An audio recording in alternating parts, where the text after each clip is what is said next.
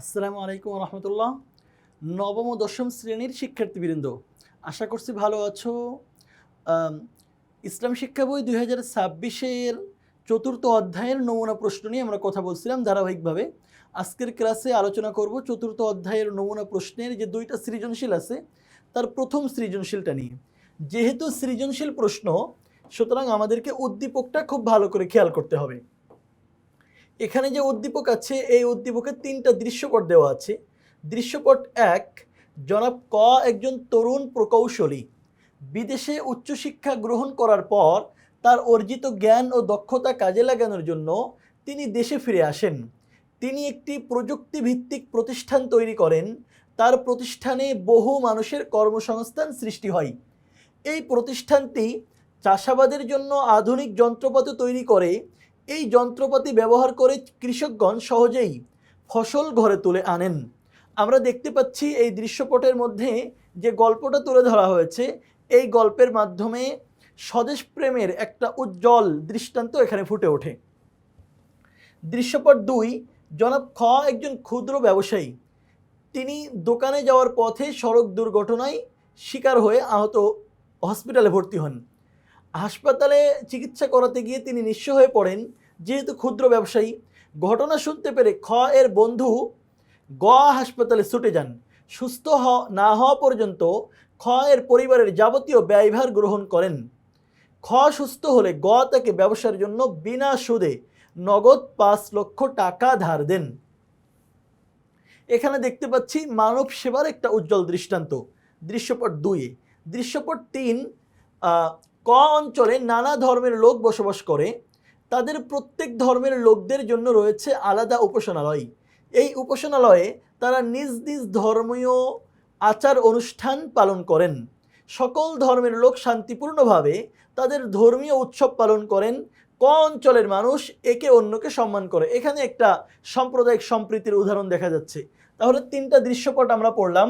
প্রথম দৃশ্যপটে আমরা পেলাম স্বদেশ প্রেম, বিদেশ থেকে এসে নিজের দেশে তার মেধা কাজে লাগিয়ে কর্মসংস্থান তৈরি করছে এবং দেশের কৃষি খাতকে উন্নত করার চেষ্টা করছে।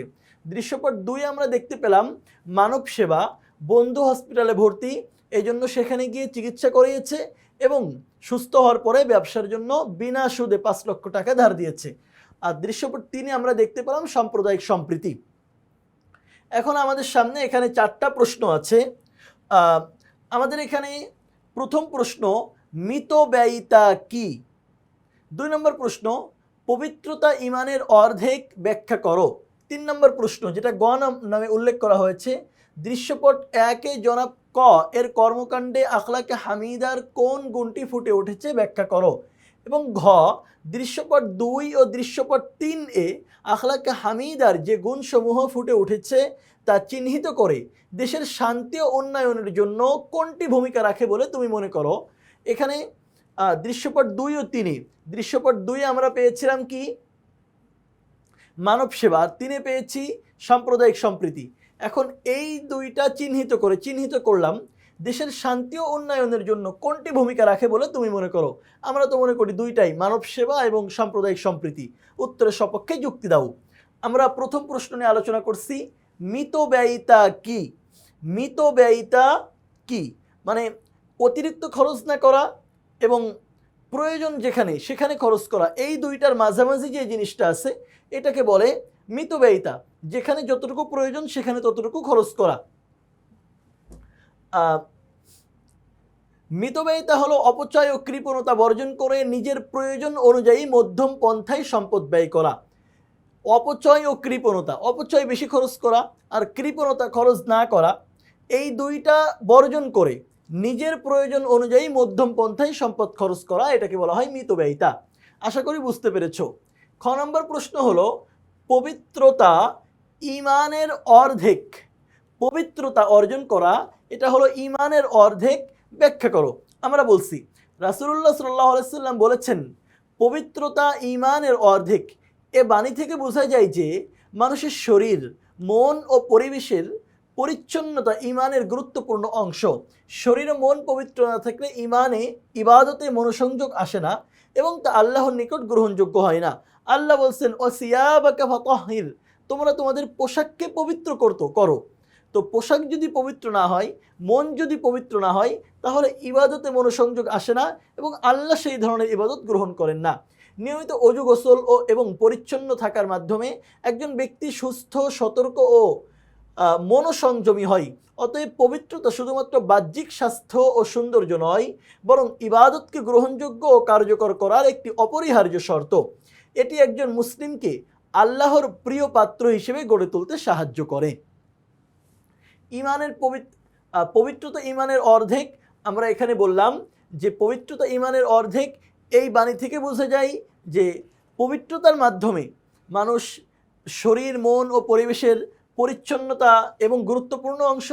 আর শরীর, মন এগুলো যদি পবিত্র না থাকে তাহলে মানুষের ইবাদতে মনোসংযোগ আসে না। এই জন্য আমাদেরকে নিয়মিত গোসল করে পরিষ্কার পরিচ্ছন্ন থাকতে হবে, পবিত্রতা অর্জন করতে হবে। এটা ঈমানের অর্ধেক। আমাদের গ নম্বর প্রশ্ন হলো, দৃশ্যপট 1-এ জনাব ক এর কর্মকাণ্ডে আখলাকে হামিদার কোন গুণটি ফুটে উঠেছে ব্যাখ্যা করো। আখলাকে হামিদা মানে তো হলো প্রশংসনীয় চরিত্র। এখন আখলাকে হামিদার কোন গুণটি ফুটে উঠেছে? এখান থেকে আমরা ওই যে দেখেছিলাম তরুণ প্রকৌশলী দেশে এসে কর্মসংস্থান সৃষ্টি করছে অনেকের জন্য, আবার দেশের কৃষি খাতকে উন্নত করার চেষ্টা করছে। তার কাজের মাধ্যমে আখলাকে হামিদার স্বদেশ প্রেম এটা ফুটে উঠেছে। আমরা বলছি উদ্দীপকের দৃশ্যপট 1 বিশ্লেষণ করলে দেখা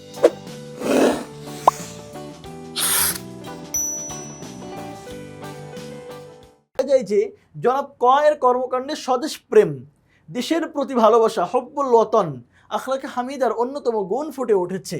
স্বদেশ প্রেম বলতে দেশের প্রতি গভীর ভালোবাসা, দেশের মানুষ ও মাটির প্রতি দায়বদ্ধতা, দেশের উন্নয়নে নিজের মেধা ও শ্রম উৎসর্গ করাকে বোঝায়। এটি শুধু জাতীয় আবেগ নয়, ইসলামের দৃষ্টিতে এটি একজন আদর্শ নাগরিকের দায়িত্ব ও ঈমানের অঙ্গ হিসেবে গণ্য। আমরা মনে করি এটা শুধুমাত্র মনে হয় নাগরিক দায়িত্ব, দেশের প্রতি ভালোবাসা এটা শুধু নাগরিক দায়িত্ব না, বরং এটা ইসলামের দৃষ্টিতে নাগরিকের দায়িত্ব তো বটেই, সাথে সাথে ঈমানের অঙ্গ হিসেবে বিবেচিত। একজন মুসলিম তার অর্জিত জ্ঞান ও দক্ষতা দেশের কল্যাণে কাজে লাগায়, তা আল্লাহর দৃষ্টিতে প্রশংসনীয়। যদি কোনো মুসলিম তার জ্ঞান, দক্ষতা, যোগ্যতা, মেধা এগুলো যদি দেশের কল্যাণে কাজে লাগায় তাহলে আল্লাহর দৃষ্টিতে এটা প্রশংসনীয়, ইসলামের দৃষ্টিতে প্রশংসনীয়। উদ্দীপকের জনাব ক বিদেশে উচ্চশিক্ষা সম্পন্ন করেও তিনি চাইলে বিদেশে যেহেতু উচ্চশিক্ষা সম্পন্ন করেছেন ওই দেশেই কোনো একটা কর্মসংস্থান গ্রহণ করতে, কিন্তু তিনি সেটা না করে নিজের জ্ঞান ও দক্ষতা বিদেশে কাজে লাগানোর পরিবর্তে দেশে ফিরে এসেছে। তিনি প্রযুক্তিভিত্তিক প্রতিষ্ঠান প্রতিষ্ঠা করে বেকারদের কর্মসংস্থান নিশ্চিত করেছেন। কৃষকদের জন্য আধুনিক যন্ত্রপাতি উদ্ভাবন করে কৃষি খাতে বৈপ্লবিক পরিবর্তন এনেছেন। এর মাধ্যমে দেশের অর্থনৈতিক ও সামাজিক উন্নয়ন নিশ্চিত হয়েছে।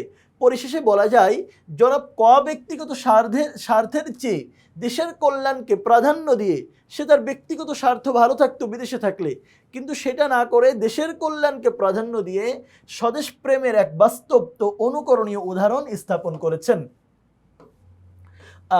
যে তিনি বিদেশে থাকলে তার নিজের জন্য এটা ভালো হতো, তার জীবন আরও উন্নত হতো, কিন্তু এটা না করে বরং দেশের কল্যাণের জন্য তিনি দেশে ফিরে এসেছেন। দেশের কৃষি খাতে একটা বৈপ্লবিক উন্নয়ন সাধন করেছেন, বহু তরুণের কর্মসংস্থানের ব্যবস্থা করেছেন।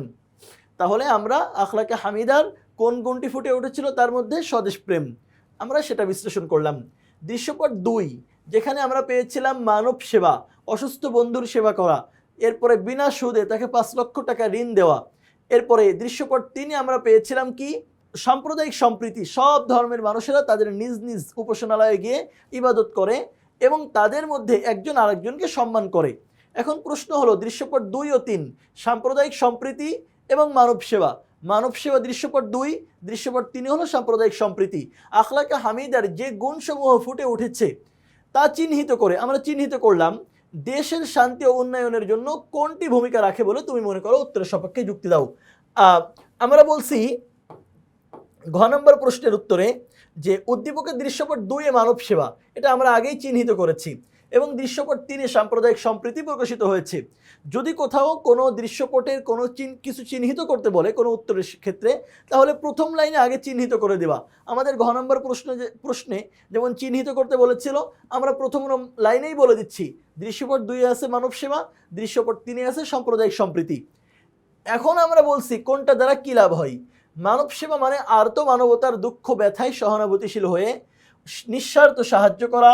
দৃশ্যপট 2-এ জনাব গ হাসপাতালে ভর্তি আহত বন্ধুর যাবতীয় ব্যয়ভার বহন করেছেন। ব্যবসায়িক সহযোগিতার মাধ্যমে তিনি বন্ধুকে পুনরায় স্বাবলম্বী হওয়ার সুযোগ করে দিয়েছেন। এটি মানব সেবার এক উজ্জ্বল দৃষ্টান্ত। সাম্প্রদায়িক সম্প্রীতি হলো ধর্ম, বর্ণ, সম্প্রদায় নির্বিশেষে শান্তিপূর্ণ সহাবস্থানের শিক্ষা। দৃশ্যপট 3-এ দেখা যায় ক অঞ্চলের মানুষ তাদের উৎসব শান্তিপূর্ণভাবে পালন করছে, একে অপরকে সম্মান প্রদর্শন করছে। এভাবে পারস্পরিক সম্মান ও শান্তিপূর্ণ সহাবস্থান সমাজে হিংসা বিদ্বেষ দূর করে জাতিকে সমৃদ্ধ ও ভারসাম্য করে। আমরা মানব সেবার কী উপকার দৃশ্যপট 2-এ যেটা আছে এবং সাম্প্রদায়িক সম্প্রীতির কী উপকার দৃশ্যপট 3-এ যেটা আছে সেটা এখানে বললাম। এবার আমরা বলছি সাম্প্রদায়িক সম্প্রীতি রাষ্ট্র জাতির স্থিতিশীলতা, রাজনৈতিক ও সামাজিক ঐক্য ও উন্নয়নের দীর্ঘমেয়াদী পথ নিশ্চিত করে। সাম্প্রদায়িক সম্প্রীতির মধ্যে মনে করো আমাদের বাংলাদেশ, এখানে আমরা মেজরিটি পার্সেন্ট মুসলিম, কিন্তু হিন্দু, বৌদ্ধ, খ্রিস্টান আরও অনেক ধর্মের মানুষ এখানে বসবাস করে। এখন আমরা যদি সবসময় তাদের সাথে দ্বন্দ্ব কলহ লাগিয়েই রাখি, তাহলে এই দেশের মধ্যে, এই রাষ্ট্রের মধ্যে স্থিতিশীলতা থাকবে না, রাজনৈতিক এবং সামাজিক ঐক্য থাকবে না, এবং আমাদের উন্নয়নের পথে এটা দীর্ঘমেয়াদী একটা বাধা হবে। একসময় তারা তাদের অসন্তোষ প্রকাশ করবে, আরেক সময় আরেক ধর্মের মানুষ অসন্তোষ প্রকাশ করবে। এরপরে যে সরকারি ক্ষমতায় আসুক না কেন, উন্নয়নের পথে একটা দীর্ঘমেয়াদী সমস্যা সৃষ্টি হবে। মানব সেবা ও সাম্প্রদায়িক সম্প্রীতি মিলিতভাবে, আবার সমাজের মধ্যে যদি কেউ মানব সেবা না করে, তাহলে ওই সমাজে আর্ত মানবতার সেবা, দুঃখ মানুষের পাশে কারা দাঁড়াবে। সুতরাং মানব সেবা ও সাম্প্রদায়িক সম্প্রীতি মিলিতভাবে একটি আদর্শ সমাজের রূপায়ণ করে। আমাদের প্রশ্ন করা হয়েছিল কোনটা প্রয়োজন, আমরা বলছি দুইটাই প্রয়োজন। মানব সেবা ও সাম্প্রদায়িক সম্প্রীতি মিলিতভাবে দুইটার সমন্বয়ে একটি আদর্শ সমাজের রূপায়ণ করে, যা নৈতিকতা, সৌহার্দ্য ও সমৃদ্ধি প্রতিষ্ঠায় গুরুত্বপূর্ণ ভূমিকা রাখে। আচ্ছা, আমাদের প্রশ্ন ছিল কোনটা ভূমিকা রাখে, আমরা দেখিয়ে দিলাম যে শুধু একটা না, বরং দুইটাই একটা দেশের উন্নতির জন্য ভূমিকা রাখে। আমাদের এখানে মোট 4টা প্রশ্ন ছিল এই সৃজনশীলে। মিতব্যয়িতা কি? আমরা বলেছি যে প্রয়োজনের অতিরিক্ত খরচ না করা, আবার কৃপণতা না করা, এই দুইটার মাঝামাঝি অবস্থানে গ্রহণ করা, এটা হলো মিতব্যয়িতা। পবিত্রতা ইমানের অর্ধেক, আমরা বলেছি পবিত্রতার মাধ্যমে মানুষের শরীর মন পরিচ্ছন্ন থাকে এবং ইবাদতে মনোসংযোগ বৃদ্ধি হয়, আর পবিত্রতা ছাড়া আল্লাহ কোনো ইবাদত গ্রহণ করেন না। দৃশ্যপট 1-এর কর্মকাণ্ডে আখলাকে হামিদার কোন গুণটি ফুটে উঠেছে? আমরা বলেছি তার কর্মকাণ্ডের মধ্যে তরুণ প্রকৌশলী, তার কর্মকাণ্ডের মধ্যে স্বদেশ প্রেম ফুটে উঠেছে, যা তার দেশকে উন্নত করছে, কৃষিখাতকে সমৃদ্ধ করছে। আর দৃশ্যপট 2 ও 3 এটা চিহ্নিত করে আমরা চিহ্নিত করলাম দৃশ্যপট 2-এ মানব সেবা, আর 3-এ চিহ্নিত করেছি সাম্প্রদায়িক সম্প্রীতি, এবং বলছি কোনটা দেশের শান্তি ও উন্নয়নের জন্য প্রয়োজন ভূমিকা রাখে। আমরা বলছি মানব সেবা এবং সাম্প্রদায়িক সম্প্রীতি দুইটাই ভূমিকা রাখে। মানব সেবার মাধ্যমে আর্ত মানবতার সেবা, দুঃখী মানুষের পাশে দাঁড়ানো, এবং সাম্প্রদায়িক সম্প্রীতির মাধ্যমে একটা দেশের ঐক্য সংহতি বজায় থাকে। সুতরাং দেশের শান্তি ও উন্নয়নের জন্য দুইটাই প্রয়োজন।